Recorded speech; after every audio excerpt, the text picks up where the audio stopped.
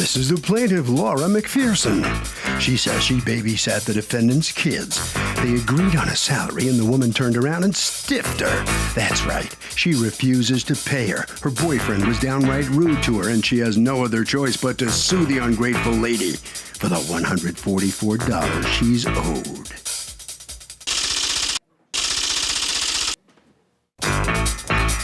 This is the defendant, Carrie Ann Thompson. She says the plaintiff simply proved to be unreliable, never really did any work for her, and she eventually moved on and got someone else. She certainly doesn't owe the plaintiff a penny, and she'll do everything in her power to prove it to the judge today. She's accused of bumming out the babysitter.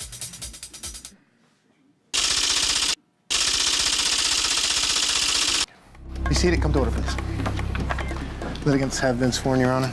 Thank you, Douglas. Laura Mae McPherson, you are suing Carrie Ann Thompson for $144 in unpaid salary that you say she owes you for 6 days of work where you worked for her picking up her kids. Tell me what, and taking care of them. What's going on?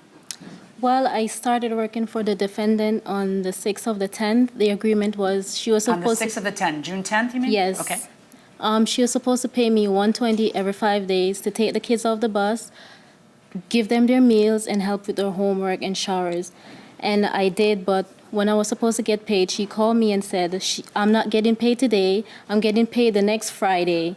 So I went to work the next day, and then I decided that I'm not going back. That was not the agreement. Stop. How long had you been taking care of the kids when you got that phone call?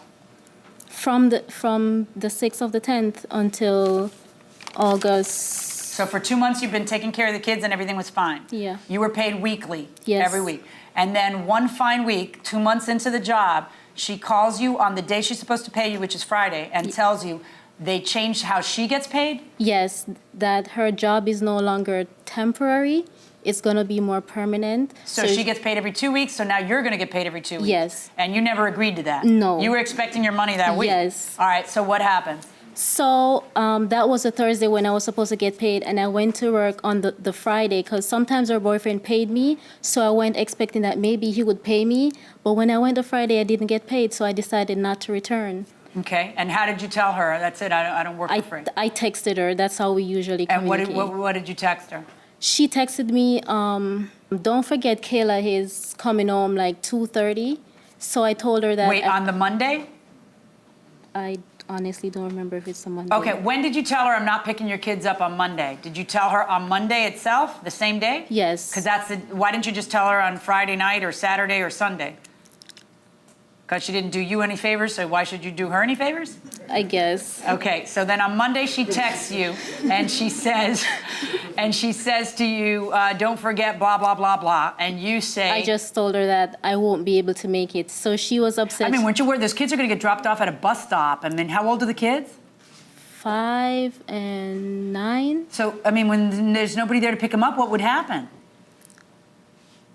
You didn't really care? I mean, it's the kids who were suffering there, not her. I mean, I guess she'd suffer vicariously, but... I didn't think of that. You didn't think it through, did you? No, Not much of a caretaker, are you? How old are you? 23. Okay. So what was your plan? What did you think would happen with the children when you weren't going to show up? And you didn't tell her you weren't going to show up? I understand quitting. I don't understand waiting till 2 o'clock or 12 o'clock on Monday to let her know. When did you let her know Monday? Maybe like 2 hours before.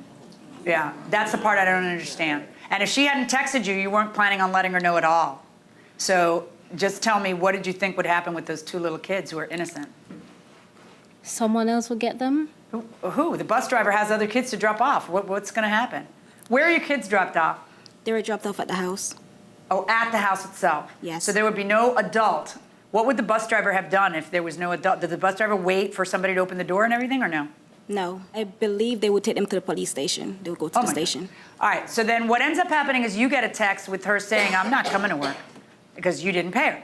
And what do you end up doing? You call another friend. Yes, and the friend was at work. She was in Brooklyn, so she decided that she would leave work, but I would have to pay her because she was going to be missing pay. So I had to pay her $70. $70. You have an affidavit from that person saying that you, in fact, paid her $70 to take care of business that day. Yes. What'd you do the next day? The next day, I stayed home from work. But actually, can I just go over how everything... When I hired her, the agreement was I was going to pay her $100, $20 for transportation. She So agreed. $120 a week to take care of your kids every day from when to when? She would pick them up off the bus. Which is at what time? Usually my daughter would get home at 5:30, and my son would get home at 3:30. And then my oldest son would get home, and I told her once my son is home, she can leave. What time does your son get home? My son would get home at 4. How old's your oldest son? He's 13. Okay, and so you would leave him in charge of the other two kids? There's a lady downstairs also. She would So be you would home tell at- her, but see, in your answer to the complaint, you said she had no set time to leave.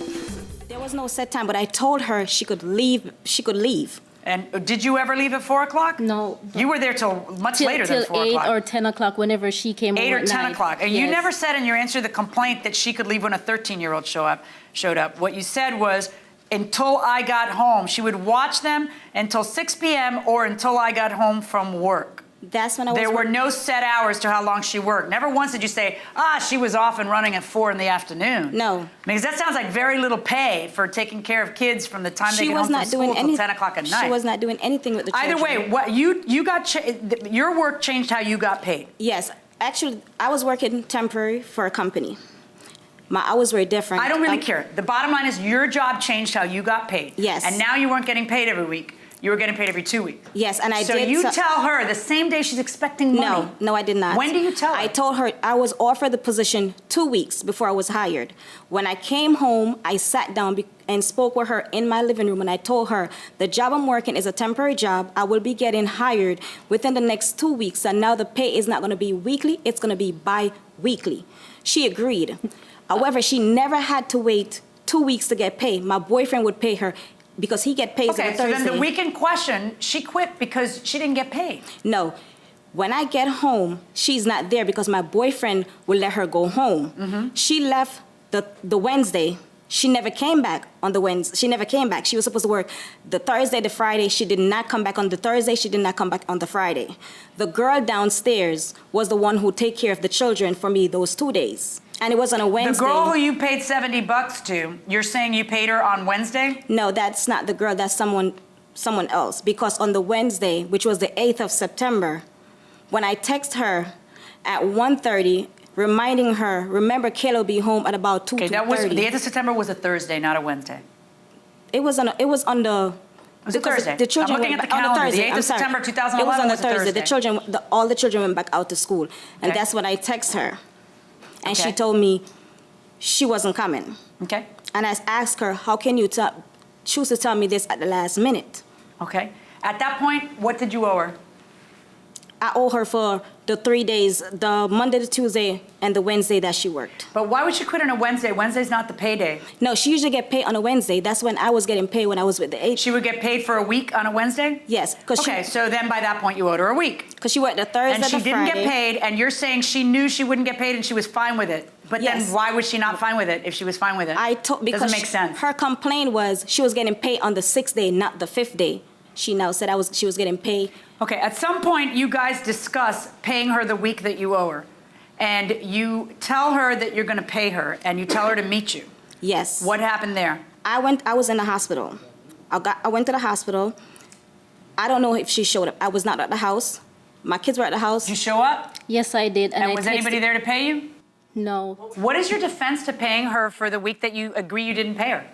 I told her to return the keys. When she didn't, when on the Sunday when I was in the hospital, I spoke with her after that. The grandmother called my phone, screaming, yelling at me, and I explained to her, I told her to bring me the keys, and she'll get She's her not gonna give you pay. the keys until you pay her. She never came to the house. She had the keys. She I came came to to the the house. You house were in the the 11th. hospital. No, but she got a phone call because the lady from the church knew that I was in the hospital. The lady called her grandmother and told her I was in the hospital. I spoke with her. I spoke with the lady from the church because she kept texting me, cursing at me, and I said I did Yeah, not by want that to point speak she's with her. cursing at you because she's at your house. No, that's No, not when you're she started cursing at me. She That's told not me when she that I started have cursing at AIDS, me. which is She not... told you that you what? That I look like I have AIDS, which is not a fact, and I did not like No, that. I did not say that to her. You said that you're so skinny and scrawny, you look like you have AIDS. I did not say that. Did she text that to you or did? Oh.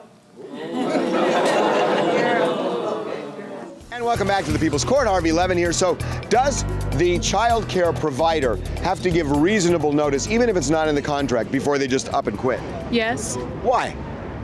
because it can cause all types of catastrophes. Well, it can cause all types of catastrophes, but if it's not in the contract, are you stuck? I think it's just, you need to be responsible and tell them at least 24 hours ahead notice. But that's not in the contract. So if it's not in the contract, are you just, is it you out of luck? The daycare provider says, I'm just not doing it today. Well, actually, if it's not in the contract, I can fully agree. However, it's a matter of decency that they do give you notice. And sometimes decency does not prevail in the law. Going inside the courtroom. You, the low-life, nasty cranny A.B., look like you have AIDS. Let me see. Are you as truthful about that as you are about everything else? I did not text her anything. I did not text her that. Well, unless your number have changed. You, the low-life, nasty cranny? It's Jamaican. It means that I'm skinny. Oh, okay. Cranny. You know what? None of my Jamaican friends have ever called me that. Can't imagine.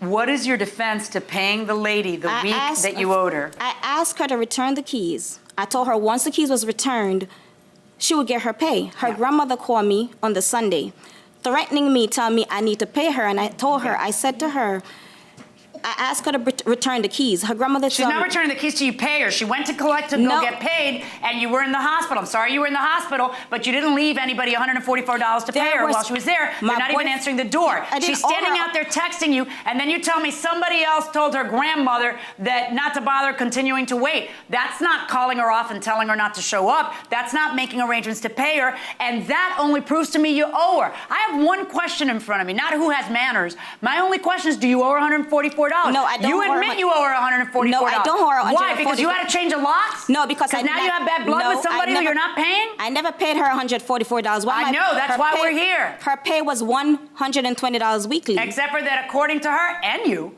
there were 6 days. And she didn't want to wait 6 days to get paid. Were there 5 days you worked and didn't get paid, or Yes, 6 days you from worked? the 8th of the 26th to the 9th of the 1st, that's 5 days, and then I went to work on the 2nd, so... She did not work on the 2nd. I came to work on the 2nd. That was the last day I worked for you. You did not come to work on the 2nd. The 9th. The 2nd of what? September? All right. I'm ordering you to pay the plaintiff the $144. Verdict for the plaintiff. Plus your court costs. She sued for $144, and she got $144 from you. Step in here. What's your reaction coming out with the L? First of all, it was unfair because she was not working for $144. She was working for $100, and I was giving her $20 extra. Mm-hmm. So she deserved the money. She just asked for a little too much. She deserved the money, but I asked her to return my keys, and her grandmother did threaten that she was going to bring somebody to my house, and that's when I had to change the locks on my door. Mm-hmm. So I was forced to change the locks. You really felt threatened? Yes. But what did you think was going to happen? The grandmother had no business in that. It was her. I asked her to bring the keys, and she would get her money. There was no other way for me to get the keys from my house unless she come to my house to give me the keys and for me to give her her pay. Ma'am, All right, so you got everything you sued for. Yes, I did. All right. How tough was that to come into court and fight for that? It's not a lot of money, really. It's the principle. I worked and I want my money, and she's a liar. No one threatened her. Oh, my God. Harvey? It's really important when you sign one of these child care agreements to read it and know what the responsibilities are of each party. And remember, you can negotiate all of the terms. And that will do it for this case. Litigants for the next case on the way into the courtroom right now.